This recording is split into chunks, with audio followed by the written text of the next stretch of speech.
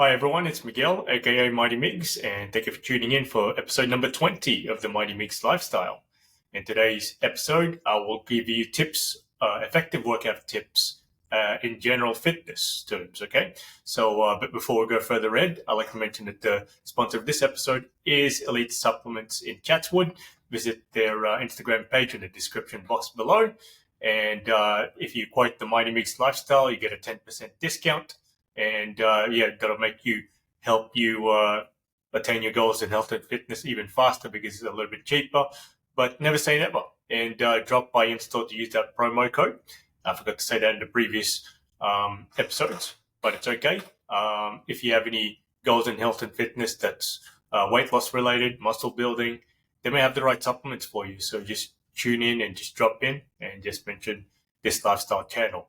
But anyway, the effective workout tips. Now remember that everybody's got different goals, but one thing that people will have different, or just like in general, is called the underlying motive. Okay, so the underlying motive is the reason why you're going to be working out in the first place. It's because for me, my underlying motive why I stay in shape is because of my film and acting career, and I have a personal training career as well.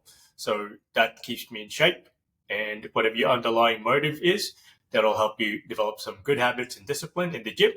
And that can help you sharpen your mind as well, and just make sure that you keep your eyes on the prize. That's going to help you stay disciplined in your journey. Okay, so your underlying motive may be like you got a wedding in 8-9 months, or you got a holiday coming up you want to look good for, or you got to lose some weight only because the doctors have given you some bad news. Otherwise, if you don't lose weight and improve your health, you could end up like getting illnesses that could be irreversible, just like diabetes or high blood pressure. Actually, those things are apparently they are reversible, not irreversible. Don't take my word for that because I'm not a doctor. But you want to prevent them. That's the point. Okay. But anyway, so whatever your underlying motive is, you got to keep them in mind. You got to keep them instilled in your head, because that's what's going to get you out of bed, and that's what's going to get you to the gym or the park or whatever kind of fitness routine that you have. Okay, that's going to create discipline, because everyone is different in that context. But you got to remember that. Okay, so and the second thing is that you got to make sure that you construct a routine that's actually related to that goals. Okay, so what I mean by that is general fitness can be different.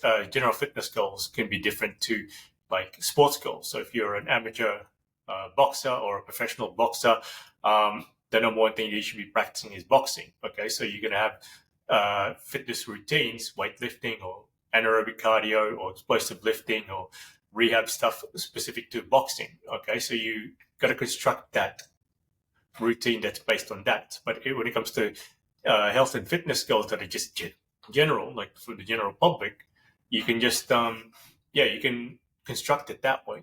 But a lot of people don't know how to do that properly for themselves, and that's why there's personal trainers like myself. So if you have any tips, need any tips in that context, just send me a DM and reach out, and I'll help you out as best I can. But not all personal trainers are the same. Okay, so most personal trainers will have different specialties. Okay, so that depends on our sporting backgrounds, exercise preferences, and the things that we have experience in and even tried. Okay, so workouts that we've tried or are trying still, that'll depend on that. So just stick to the routine. Okay, so it doesn't mean that you have to go stick to the same routine for the next 3 to 6 months. You can change it every month, 3 to 4 weeks, 6 weeks. It's up to you. But when I'm prescribing workouts to most of the clientele back in the gym, I end up changing it every 3 weeks, sometimes even 4 weeks, sometimes even 6 weeks. It depends on what they need to improve on and what they work on. Okay. And another thing is that make sure that you don't always push yourself over your limit. Okay, because there's a time and place for that, but generally in the long run, that's not good. Okay, because take it from myself, who used to lift very, very heavy, and recently I was actually feeling it in my joints and my body because I'm nearly 40, and it's only just recently I started going lighter with pretty much every single workout that I'm doing, and now I feel better.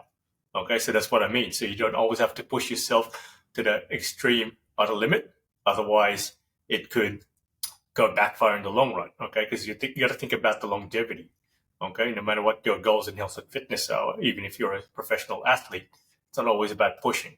It's you got to follow the science. There's a good time to push, but it's not always. It's most cases anyway. If you're always sore, then that's a sign of counterproductivity.